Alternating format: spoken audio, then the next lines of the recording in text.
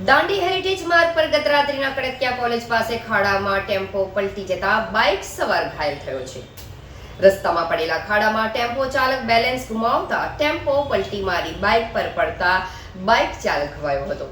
ઐતિહાસિક દાંડી હેરિટેજ માર્ગ માટે જ હવે લોકોએ માર્ગ સત્યાગ્રહ કરવો પડે તેવી સ્થિતિ ઉદ્ભવી છે. તંત્ર દ્વારા લીપાપોતી સિવાય ખાડા પૂરવામાં આળસ કરતા લોકોમાં રોષ ફેલાયો છે.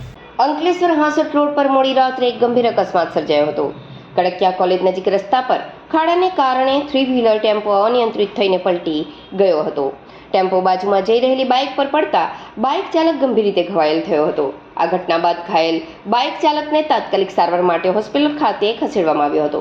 સ્થાનિક રહીશોના જણાવ્યા મુજબ અંકલેશ્વરની કડકિયા કોલેજથી ફ્રેટ કોરિડોર બ્રિજ સુધીના 600 મીટરનો માર્ગ અત્યંત ખરાબ સ્થિતિમાં છે.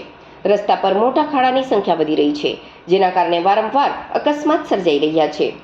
ઔદ્યોગિક દાંડી હેરિટેજ માર્ગની હાલત અત્યંત ખરાબ થઈ ગઈ છે.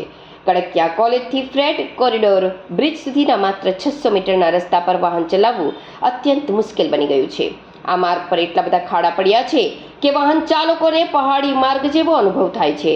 વાહન પલટી જવાનો ભય સતત રહે છે. કોઈ વાહન ચાલક અચાનક બ્રેક મારે તો પાછળના વાહન સાથે અકસ્માત થવાની સંભાવના રહે છે. રસ્તાની આ ખરાબ સ્થિતિને કારણે વાહનોના મેન્ટેનન્સનો ખર્ચ વધ્યો છે. વાહન ચાલકોને શારીરિક તકલીફો પણ થઈ રહી છે. લાંબા સમયથી રસ્તાનું સમારકામ ન થતાં લોકોમાં રોષ જોવા મળી રહ્યો છે. આ માર્ગ ઐતિહાસિક દાંડી યાત્રાનો ભાગ છે, પરંતુ તેની જાળવણી પ્રત્યે સંપૂર્ણ બેદરકારી દાખવવામાં આવી રહી છે.